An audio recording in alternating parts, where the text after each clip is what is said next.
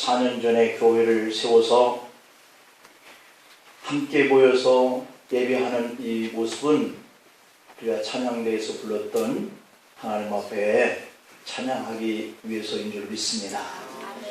예배로서 하나님께 찬양하고, 기도로서 찬양하고, 찬양으로서 찬양하고, 우리의 삶의 모든 것들의 섬김을 통해서 주님을 찬양하는 이런 은혜가 저와 여러분들에게 주어졌으니 얼마나 감사한지 모르겠습니다. 찬양을 드리면서 주마등처럼 스쳐가는 하나님의 은혜가 얼마나 감사한지 마음이 참 수련해지는 그런 찬양이었습니다. 우리가 금년에도 하나님의 은혜에 힘입어서 우리에게 주신 은사대로, 재능대로 나름대로의 시간과 건강과 또한 이렇게 물질을 통해서 주님의 교회를 세워가게 되고 있는 줄 믿습니다. 오늘은 우리에게 교회가 설립된 지 14주년이 되는 그런 기념주일로 이렇게 지키고 있습니다. 먼저 우리 찬양계에서 하나님을 찬양하기 위해서 우리가 이런 은혜를 받고 믿음 생활을 하는 이것이 근본 정신인데, 우리 교회가 세워져야 할 그런 정신을 보여준 그런 선교사가 있어서 한 분을 소개하려고 그럽니다. 그분은 사무엘 무어라고 하는 분인데 우리나라의 이름으로는 모삼열 선교사입니다. 무어 선교사는 1860년 9월 15일 미국 일리노이주의 그랜리치에서 태어나신 분이고, 그분은 당시 미국의 무디 부흥운동에 그러한 힘을 입어서 젊은 신학도들이 선교의 열정에 불탈 때 이분의 심령 속에서도 불이 일어났어요. 그래서 무어는 언더우드로부터 한국 선교에 대한 그러한 도전 정신을 마음속에 가지고 신학대학을 졸업한 이후에 32살 되던 때에 선교사로 한국에 들어오는 거죠. 무어는 미국의 북장로교회에서 한국 선교사로 정식으로 임명을 받고 1892년 8월 16일 부인 로즈와 함께 샌프란시스코를 떠나서 1892년 9월 18일에 우리 한국에 입국을 했습니다. 그는 매일 아침에 30명의 우리 한국인들을 만나면서 사귐을 갖고 그들에게 성경을 가르치면서 시작을 했는데, 오후에는 서울 거리에도 나가서 한강 유역에 있는 마을에 찾아가서 전도를 시작한 거예요. 그렇게 꾸준히 노방 전도로부터 시작되어서 모아지기 시작했던 성도들로 교회를 세우게 되었는데, 1893년에 곤당골에 교회를 세우고 학교를 세우면서부터 그분의 사역이 시작됩니다. 창설 교인은 16명이었고 연말에는 43명으로 늘어났다.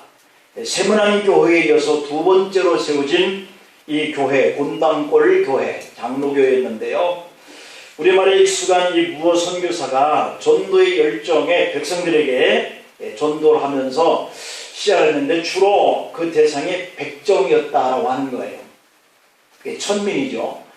그러던 중에 곤달골 교회에 뗄래야 뗄 수 없는 한 명인 이 백정, 이 박성춘을 만나면서부터 천민이 이 백정들에게 전도를 하기 시작했는데요.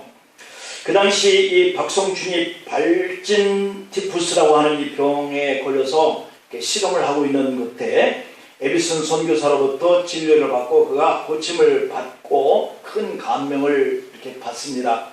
이것이 계기가 되면서 무어 선교사는 이 박성춘이라고 하는 사람을 중심으로 해서 이렇게 천민들, 주로 백정이라고 하는 이러한 사람들에게 복음을 전하기 시작했고, 또 양반들에게도 전도를 하면서 상민과 천민 가릴 도 없이 하나님의 교회에 전도하면서부터 신앙 공동체를 형성해 가기 시작합니다. 1895년에 4월에 부활절에 세례를 받고 이 박성춘은 무어 선교사와 협력해서 이 백정선교에 더욱 힘을 쏟기 시작했어요.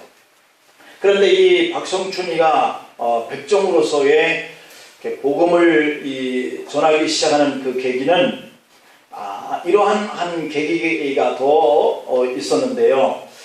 그 당시 이 신분 철폐 쪽으로 이 곤당골 교회가 점점 집중하여서 복음을 이렇게 전하면서 이렇게 양반들의 입지가 좁아지기 시작했어요.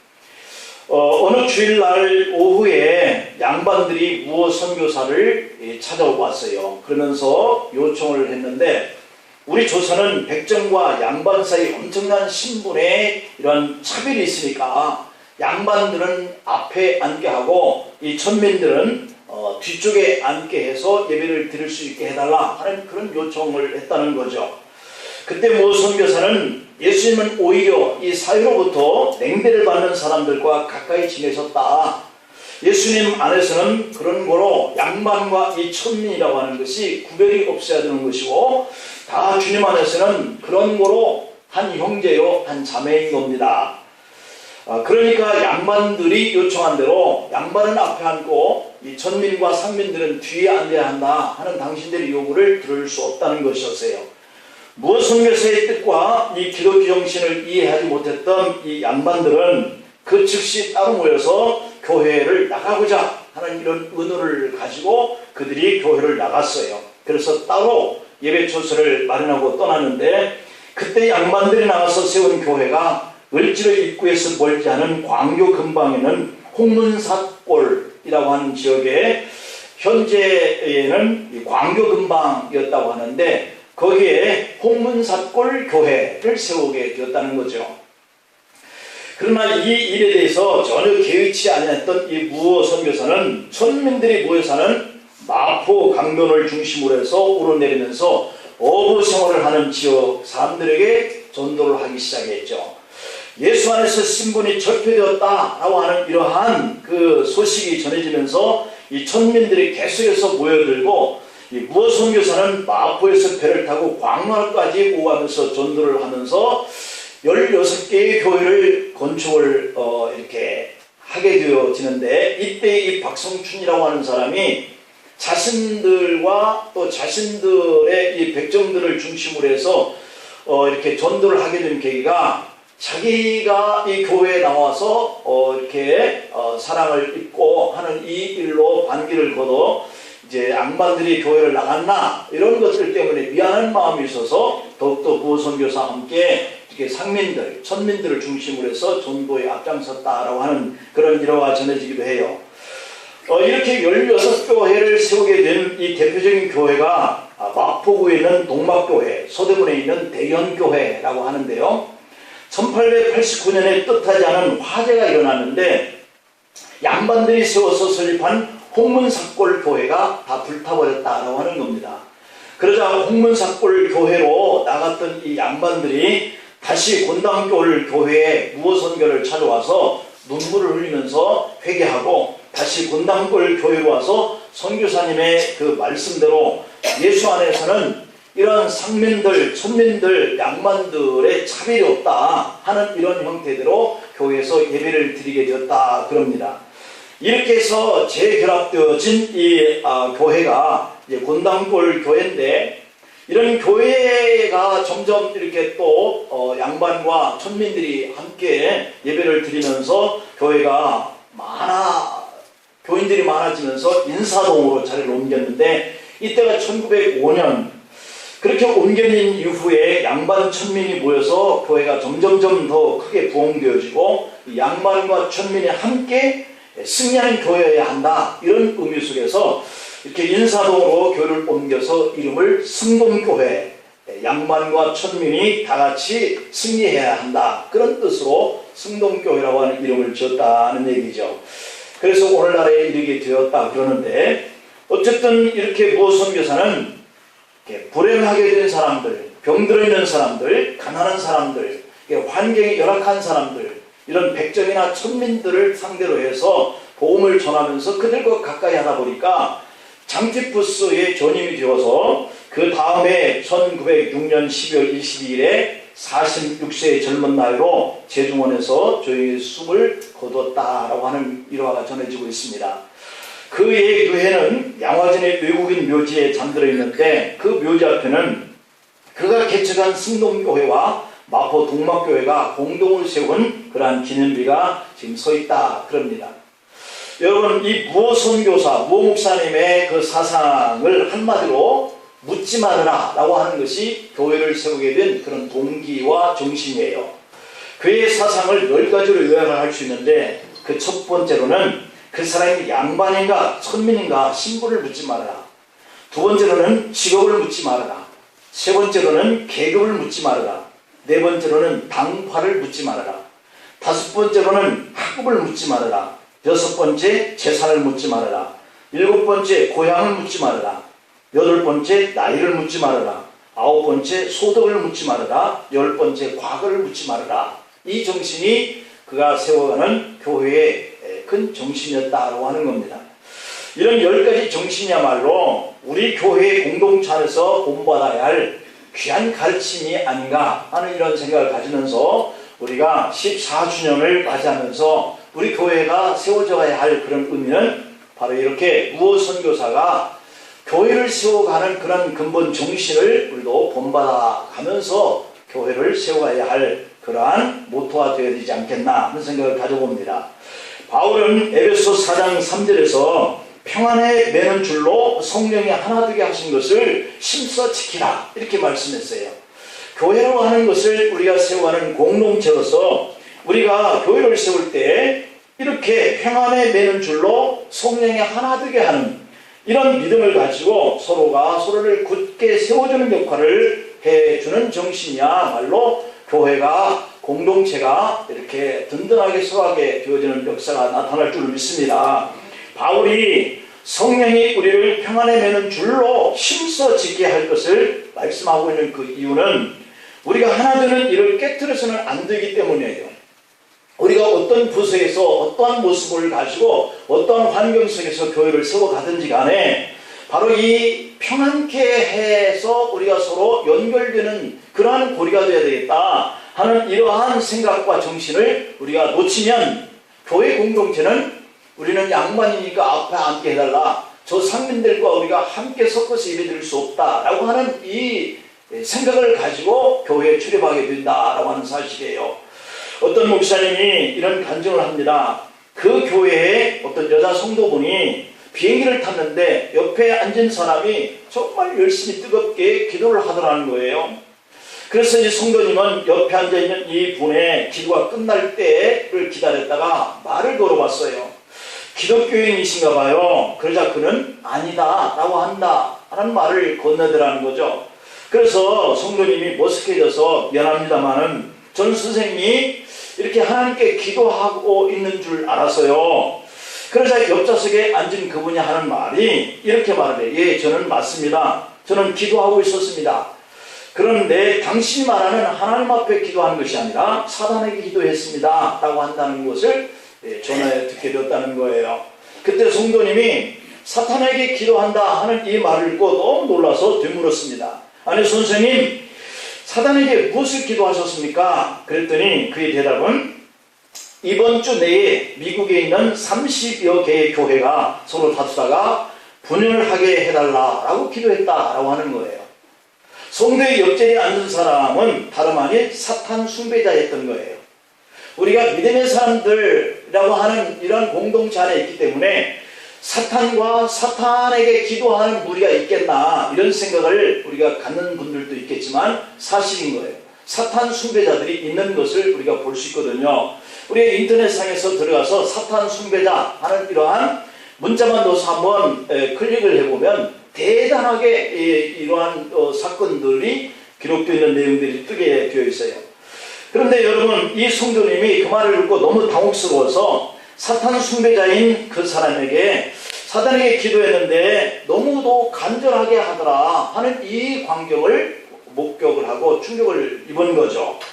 오늘 본문 22장의 누가복음 31절 말씀을 보면 이렇게 기록되어 있어요. 시몬아 시몬아 보라, 사탄이 너희를 밀가부르듯 하려고 요구하였으나 이렇게 얘기를 하고 있어요. 그러니까 사탄이 베드로에게 뭔가 요구했다 이런 의미의 뉘앙스를 오늘 31절에서 발견하죠.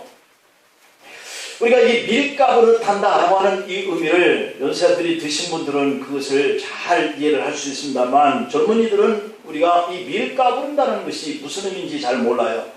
농부가 저희들이 어렸을 적에 보면 곡식을 키 위에 올려놓고 때로는 좌우로 흔들기도 하고 위아래로도 흔들기도 합니다. 그렇게 함으로 인해서 그 키 안에 있는 이 알곡과 잡다한 이러한 쭉정이들, 이런 것들을 이렇게 고르는 작업을 하는데, 이렇게 흔들면 흔들수록 알곡은 키 안쪽으로 들어오고 이 잡다한 이러한 그 쭉정이들은 밖으로 자꾸 떨어져 나가는 것을 이렇게 작업을 하는 것이에요. 마찬가지로 사단은 밀가부를 타면서 믿음의 사람들인 우리들을 흔든다, 그런 얘기예요. 좌우로 이렇게 흔들어서 믿음의 자리에서 좌우로 우리가 흔들릴 수 있도록 말이죠. 때로는 환란의 바람으로 위아래로 우리의 믿음을 흔들어 놓고요. 때로는 육신의 정욕과, 때로는 안목의 정욕, 때로는 이생의 자랑거리, 때로는 우리의 그 타락한 그 본성을 튀어나올 수 있도록, 때로는 우리의 육신의 질병을 가져다 주는 이 일로 우리가 믿음에서 자꾸 흔들릴 수 있는 이러한 요인들이 환경 속에서 우리를 시험하고 있는 이러한 환경 속에서 우리가 살아가고 있어요. 사단이 우리 믿는 사람이라 할지라도 이렇게 와서 우리를 자꾸 흔드는 목적이 뭘까요? 너무도 분명하게도 우리를 예수 그리스도 밖으로 떨어져 나가게 하기 위해서 이렇게 흔드는 거거든요. 우리를 그리스도의 몸된 지체 밖에, 우리를 교회 공동체의 밖으로 떨어져 나가도록 자꾸 우리를 흔드는 거예요. 그래서 공동체에서, 교회에서 쫓아내려고 하는 이러한 일들을 하는 거죠. 그러나 예수님은 요한복음 6장의 37절에 보면 아버지께서 내게 주시는 자는 다 내게로 올 것이요 내게 오는 자는 내가 결코 내쫓지 아니하리라, 이렇게 분명히 말씀하고 있거든요. 그러니까 저와 여러분들이 오늘 이 교회 공동체라고 하는 곳에 함께 와서 예배드리는 이 모습은 아버지께서 보내신 이러한 능력과 그런 권세 아래 우리가 움직인 이러한 모습이다, 이렇게 볼 수 있어요. 그런데 오늘 예수님이 그렇게 말씀한 것처럼 아버지께서 주님 앞으로 불러 모으는 자가 우리가 되었다고 한다면, 주님께서는 택한 자녀를 결코 잊어버리지 않는 그러한 돌보심, 그러한 심을 가지고 우리를 돌본다. 결단코 아버지께서 예수님께 보내준 그 영혼들은 내쫓지 않는다, 이렇게 말씀하고 있거든요. 그럼에도 불구하고 이 사단은 예수님께서 우리를 떨어뜨려서 내어 쫓기게 하는 이러한 밀가부를 뜻한 이러한 일들을 가지고 우리를 계속해서 공격해 온다라고 하는 거예요. 오늘 본문을 통해서 교회의 머리 되신 예수님이 우리와 교회 형제로서 굳건한 공동체를 어떻게 세워 가시는지, 그 의미가 본문에 주어진 메시지인데, 그 첫째는 예수님은 제사장이시거든요. 대제사장이신데 그분께서 우리에게 힘이 되어 주시겠다, 이렇게 말씀하고 있어요. 오늘 보면 32절에 보면 그러나 내가 너희를 위하여 네 믿음이 떨어지지 않기를 기도하였노니 너는 돌이킨 후에 네 형제를 굳게 하라, 이렇게 말씀하고 있죠. 여기서 그러나 라고 하는 이 접속사, 그러니까 31절과 이 32절의 이 사건을 연결시켜주고 있는 이 그러나 라고 하는 이 접속사는 무엇인가 32절에서 31절을 반전시키는 그런 내용이 기록되어 있어요. 그러니까 31절에서 뭐라 그래요? 사단이 시몬에게 다가와서 밀가부를 타게 그를 넘어뜨리려고 요구하고 있다는 거예요. 그런데 이렇게 믿음의 형제들에게 사단이 밀가부를 타여 접근하려고 하는 이유는 사단이 우리 믿는 사람들을 자기의 손아귀에 넣으려고 한다 하는 이런 행동을 한다는 거죠. 그런 위기에 노출된 우리이지만 그러나가 이 접속하고 있어요. 그러나 사단은 이렇게 우리를 밀가부로 하려고 자기 손아귀에 집어넣으려고 하는 이러한 공격을 계속해 올 때 우리 예수님께서 어떻게 하시냐? 그러나 우리 주님 되신 제사장이신 예수님이 우리를 그들의 손에 우리를 넘어뜨리거나 빼앗기려고 하는 이러한 이 일에 대해서 결코 지지 않는다, 이런 얘기예요. 다시 말하면 기용한다, 이런 얘기예요. 그것이 바로 이 접속사가 가지고 있는 대반전의 사건인 거예요. 우리가 교회를 섬기면서 많은 시험과 유혹을 받습니다. 그래서 어떤 때는 교회 나가지 말까? 어떤 때는 내가 하나님 믿는 것이 내가 뭔가 걸림돌이 되나? 이런 생각을 가지고 내가 하나님께서 떠나고 싶고 내가 교회에서 떠나고 싶고 하는 이런 충동을 느끼는 이 요소는 바로 이 사단이 우리를 밀가부르고 있는 거예요.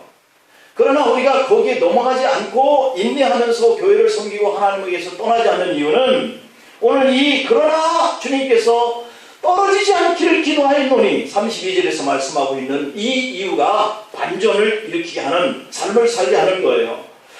바울은 로마서 8장 33절 34절에서 누가 하나님께서 택하신 자들을 고발하려 의롭다 하신 이는 하나님이시니 누가 정죄하려 죽으실 뿐 아니라 다시 살아나신 이는 그리스도 예수시니 그는 하나님 우편에 계신 자요 우리를 위하여서 간구하시는 자시니라 이렇게 말씀하고 있거든요. 그러니까 하나님께서 우리를 의롭다 만들었는데 사단이 아무리든 주인이야 너가 이런 행동을 하면서도 어떻게 하나님께 나가 어떻게 네가 이렇게 하면서도 목사여 장로여 그러면서 계속 우리를 정죄하고 우리를 흔듭니다. 그럴지라도 주님께서 하나님께서 우리를 의롭다 하셨기 때문에 결코 그러한 정죄와 고발에 우리가 넘어지지 않게끔 될 그러한 힘이 예수님이 우리를 위해서 간구하시는 자 되어 주시기 때문이다 이렇게 말씀하고 있어요. 그러니까 흔들리는 마음이 우리에게 혹 있다 할지라도 그들이 우리를 밀가부르듯 하는 그 신보다도 더 강하신 예수님이 우리의 뒤에서 우리를 위해서 떨어지지 않도록 간구하고 있기 때문인 걸 믿으시길 바랍니다. 예수님은 우리를 위해서 죽으셨다고 그랬어요. 예수님은 교회를 위해서 십자가에서 자신을 내어주셨다고 그랬어요. 그리고 예수님은 우리를 위해서 다시 사셨다고 그랬어요. 또한 예수님은 우리의 하나님을 위해서 하나님 우편 보좌에서 중보를 하고 계신다고 그랬어요. 하나님 우편은 존귀한 자리잖아요. 영광스러운 자리잖아요. 높임을 받는 자리에서 만인들이 그 발 아래 무릎 꿇게 하는 그런 자리에 있는 거잖아요. 바로 그런 자리 속에서 예수님은 우리를 대신해서 기도한다 이렇게 말씀해요. 예수님은 요한복음 11장의 41절 2절에 보면 예수께서 눈을 들어 우러러 보시고 이르시되 아버지여 내 말을 들으신 것을 감사하나이다. 항상 내 말을 들으시는 줄을 내가 알나이다. 그러나 이 말씀을 하옵는 것은 둘러선 무리들을 위함이니 곧 아버지께서 나를 보내신 것을 그들로 믿게 하려 함이니이다 이렇게 말씀하고 있어요. 그러니까 하나님이 예수님이 주신 권능과 능력을 통해서 무엇이든지 할 수 있게 나타나는 기적과 표적을 보이신 것은 그분이 그런 능력을 행하는 능력자다 이것을 보이시려고 그러는 것이 아니라 우리가 그 사건을 보고 믿음에서 흔들릴 수 있을 뻔했던 그러한 믿음의 사람들이 믿음을 다시 고쳐시킬 수 있도록 하기 위한 것이다 이렇게 말씀해요.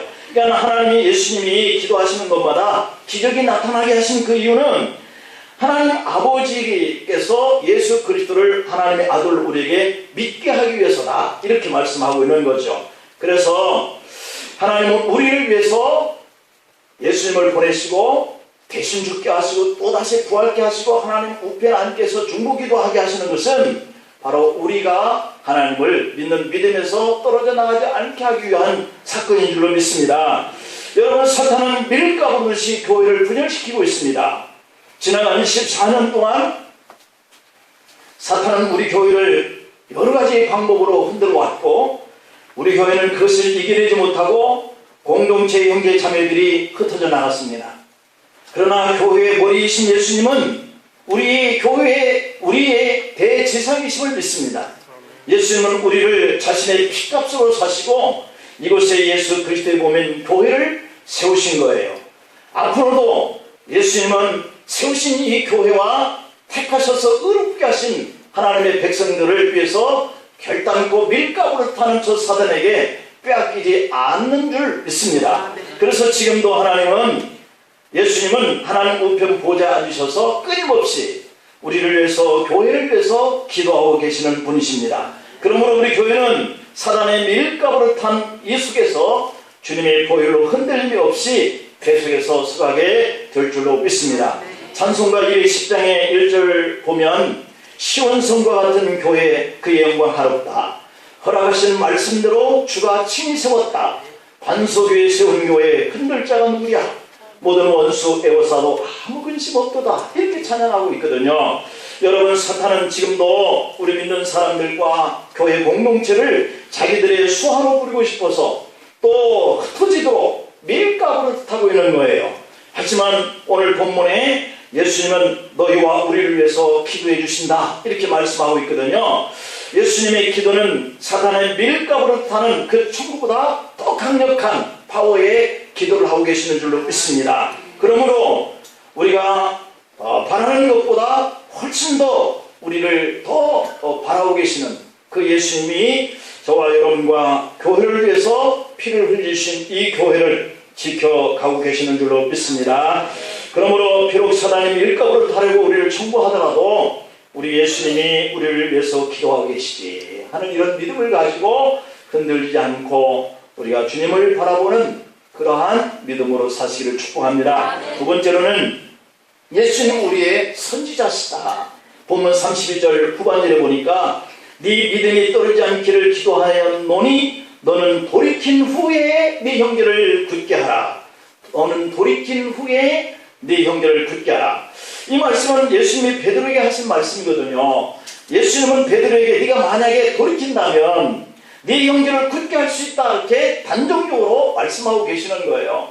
저와 여러분들이 밀가부를 탄 이 사단의 이러한 시험과 이러한 유혹과 이러한 심에 의해서 주님이 우리 뒷배경 속에서 나를 위해서 기도해 주시는 그러한 연고로 우리가 든든하게 이 믿음을 지켜가기만 하면 우리를 통해서 또 다른 형제들을 굳게 할 수 있는 힘이 나오게 될 줄로 믿습니다. 우리 교회가 앞으로도 계속해서 서갈 수 있는 그러한 힘 있는 교회가 된다면 계속해서 하나님은 이 교회를 통해서 바로 이와 같이 형제와 자매들을 굳게 세워가는 교회로 쓰실 줄로 믿습니다. 오늘 보면 33절에 보면 그가 말하되 주여 내가 주와 함께 오게도 죽는 데에도 가기를 각오했나이다 이렇게 고백하는 모습을 볼 수 있거든요. 그럴 때 주님은 34절에서 베드로야 내가 네게 말하노니 오늘 닭 울기 전에 네가 3번 나를 모른다고 부인하리라 이렇게 말씀해요. 예수님은 베드로가 3번이나 예수님을 모른다고 부인하게 되리라는 사실도 이미 다 알고 있다라고 하는 것은 선지자적인 예수님이신 거예요. 예수님은 선지자이시기 때문이죠. 그럼에도 불구하고 예수님은 사단이 베드로를 키질하도록 허용하셨다는 거예요. 이게 놀라우신 그 비밀인 거예요. 저와 여러분들이 예수님을 잘 믿는 믿음을 가지고 있는데도 사람을 통해서 물질을 통해서 몸에 병을 들게 해서 여러 가지 시험을 해와요. 우리가 그러한 것들이 사단이 우리를 넘어뜨리기 위한 그러한 키질이다 이렇게 말씀을 우리가 아까 전했죠. 그 말씀을 우리가 들으면서 그러면 하나님 우리를 사랑하고 우리는 의롭다 인정받는 아들, 딸이 되었는데 미리미리 다 하시는 그분께서 막아주시면 얼마나 좋겠나 이런 생각이 우리가 들죠. 그런데 오늘 이 말씀 속에 담겨진 비밀은 놀라워요. 사단은 밀가부를 다루고 베드로를 청구했다 그랬습니다. 그때 예수님은 사단이 베드로에게 키질하지 못하도록 기도한 것이 아니라 그러나 네 믿음이 떨어지지 않기를 기도했다 이렇게 말씀하고 있어요. 네 믿음이 떨어지지 않기 위해서 기도했지 사단이 너를 밀가부듯이 청구하는 것을 만류하기 위해서 기도한다 이렇게 말씀하고 있잖아요. 이것이 비밀이에요. 키질을 하면 알곡만 남고 그 외의 작물들은 다 땅에 떨어집니다. 마찬가지로 예수님은 사단의 키질을 이용해서 큰 소리 치기를 좋아했던 이 베드로의 교만과 혈기가 떨어져 나가고 온전히 하나님만 의지할 수 있는 믿음으로 세워가시기 위해서 기도했다고 하는 거예요. 다시 말하면 사단이 우리에게 접근하지 못하도록 위해서 기도하는 것이 아니라 그러한 공격을 받았음에도 불구하고 우리가 공동체를 벗어나지 않고 교회를 떠나지 않고 하나님을 떠나지 않도록 하기 위해서 하나님은 예수님을 통해서 기도하게 하셨다 이런 얘기예요. 베드로가 붙들고 있었던 인간적인 모든 의의가 떨어져 나가도록 사단의 키질을 허용을 하시고 그 베드로가 자신을 의지했던 그것들을 사단의 키질을 통해서 돌이키게 한 후에 형제들을 굳게 하는 사역을 맡기게 했다는 거예요. 여러분에게 혹시 물질의 어려움이 오거나 육신의 질병이 오거나 환경적으로 내가 시험이 들고 내 마음이 인내의 한계를 부딪히는 그 순간순간 하나님을 원망하지 마시기를 바랍니다. 하나님은 그것을 통해서 여러분들의 믿음이 끝까지 지켜지기를 바라고 계시는 기도를 하고 계신다는 사실이에요.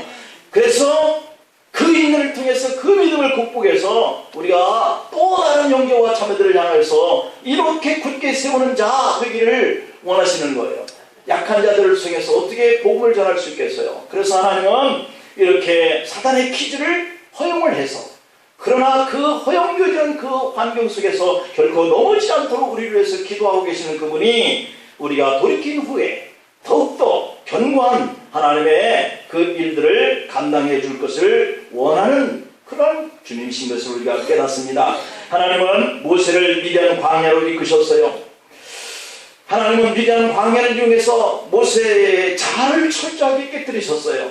그리고 난 후에 80세가 되었을 때 오직 하나님만 믿음으로 의지하게 되었을 때 위대하게 사용했어요. 여러분, 하나님은 우리 교회도 모세와 같은 고난을 통과하게 하는 방법을 허용하십니다. 풀무불로 지나야만 민족 복음화와 세계 선교를 위해서 동역의 역할을 감당할 만한 이루는 교회가 될 수 있기 때문이에요. 우리가 이러한 사건들을 많이 경험해야만 앞으로 이러한 일들이 우리에게 시험거리로 왔을 때 얼마든지 감당해낼 수 있고 얼마든지 그 경험을 통해서 인내할 수 있는 그러한 비결을 우리가 배울 수 있기 때문인 거예요. 예수님은 우리 교회를 사탄의 기질 속으로 내어주실 때가 있었어요. 사탄은 그때마다 우리 교회를 몹시도 흔들어 놓았어요.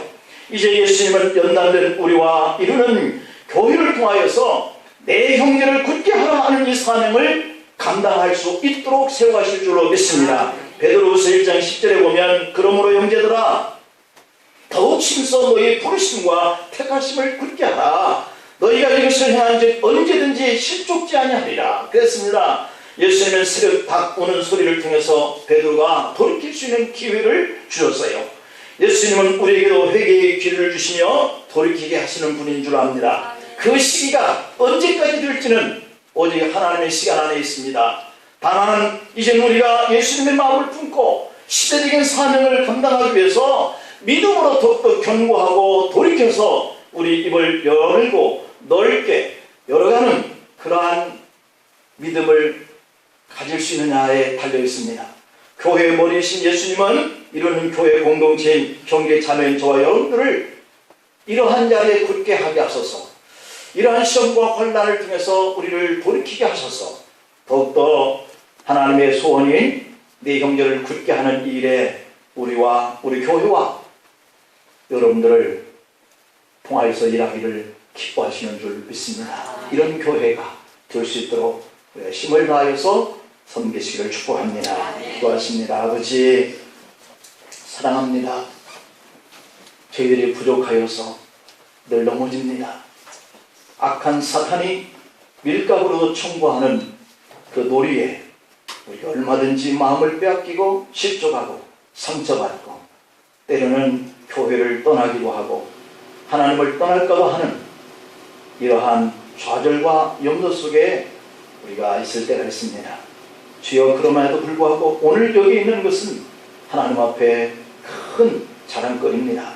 앞으로도 시간이 가고 세월이 변해도 저희들 믿음 많은 주님을 향할 수 있는 간절함과 완통 큰 믿음을 가지고 우리뿐만 아니라 또한 많은 형제 자매들의 그 영혼들을 굳세게 하는 일에 동원되어서 쓰임받고 차렸다 칭찬 얻게 하여 주시옵시고, 교회도 더 든든히 세워져서 이 지역의 많은 형제 자매들을 주 앞으로 인도하는 빛과 소금의 역량을, 선교적 사명을 감당해 갈 수 있게 축복해 주옵소서. 예수님의 이름으로 기도하옵나이다. 아멘.